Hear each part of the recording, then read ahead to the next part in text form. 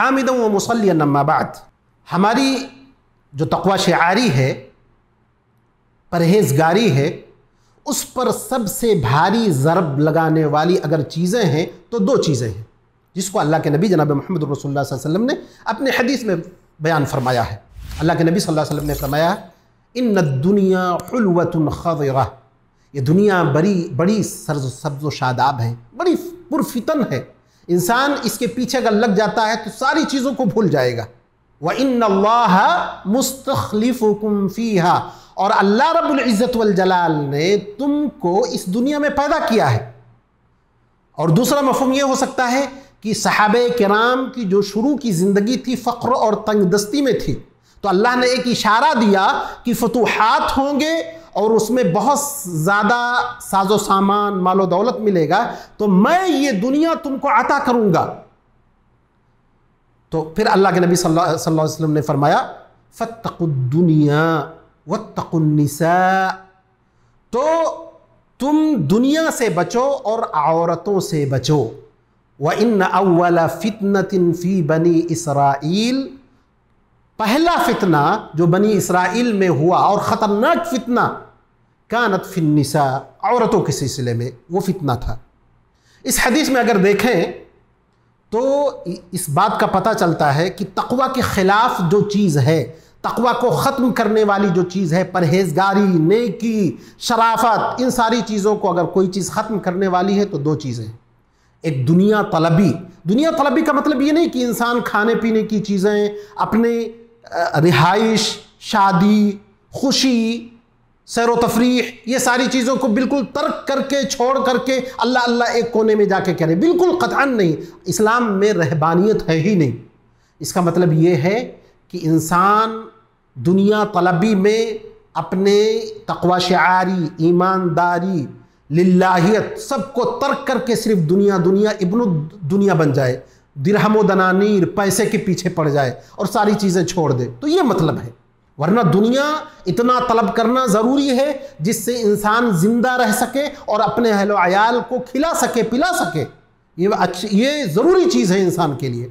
तो पहली चीज़ है दुनिया तलबी और दूसरी चीज़ है औरत। औरतों का फितना बहुत आम है, हालांकि इस सिलसिले में भी हमको शादी करने का हुक्म है।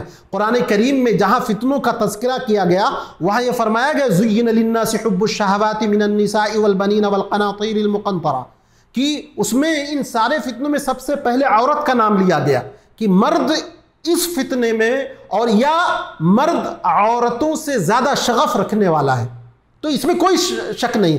तो इस्लाम ने ऐसा नहीं कि बिल्कुल मना कर दिया, नहीं, बल्कि उसके हलाल तरीक़े भी रखे हैं कि इंसान उसको अपना करके, हलाल तरीक़े को अपना करके अपनी शहवत को पूरी कर सकता है, अपने ख्वाहिशात को पूरी कर सकता है।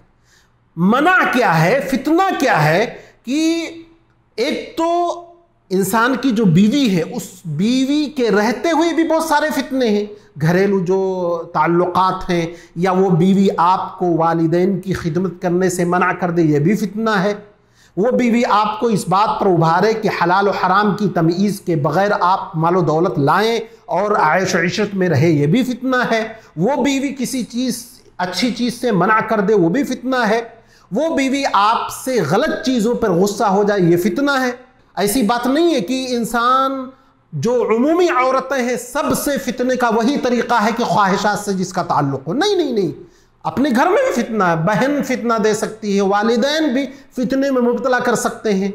तो हर वो चीज़ औरतों के ताल्लुक़ से जो दीन से दूर बनाए वो फितना है।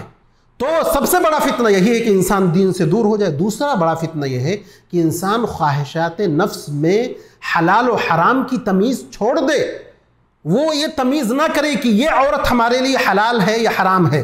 और यही वजह कि हदीस में आया हुआ है कि इंसान का हाथ ज़िना करता है, आँखें ज़िना करती हैं, ज़बान ज़िना करती है, पैर ज़िना करते हैं। तो इन सारी चीज़ों की ज़िनाकारी यही है।